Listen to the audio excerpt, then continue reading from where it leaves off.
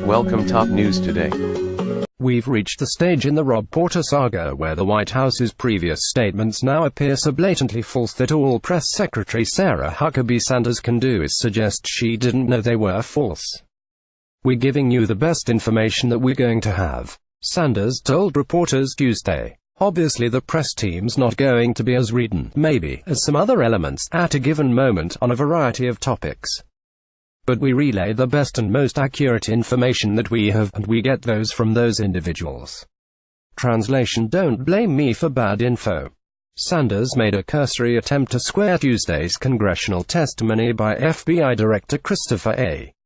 Wray with what she has said in recent days about the White House's knowledge of domestic violence accusations against Porter, who resigned last week as White House staff secretary.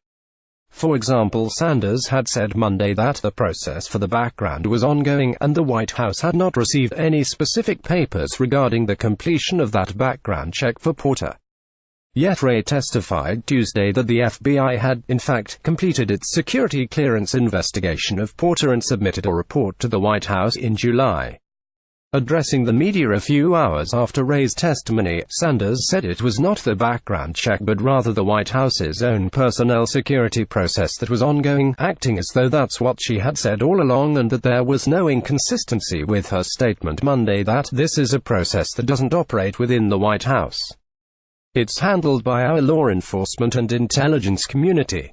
Sanders seemed to recognize the flimsiness of her explanation because she said repeatedly that White House spokesmen try their best to tell the truth based on what they're told.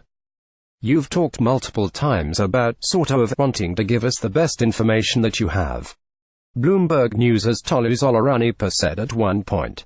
"This scandal has been going on for a week now, and we still don't have answers to the basic questions of, sort of, who knew what when.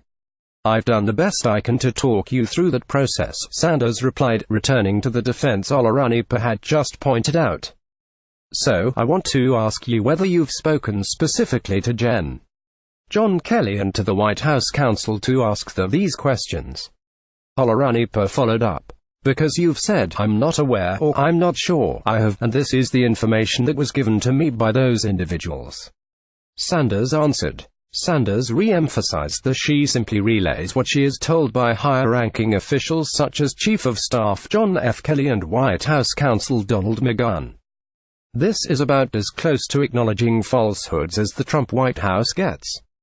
Recall what Sanders' predecessor, Sean Spicer, said during the first media briefing after his false claim about Trump's inauguration crowd. "We're going to do our best every time we can," Spicer told reporters. "I'm going to come out here and tell you the facts as I know them." Sanders is now doing the same thing Spicer did, saying she does her best, while implying that any inaccuracy she speaks is the result of faulty information supplied to her.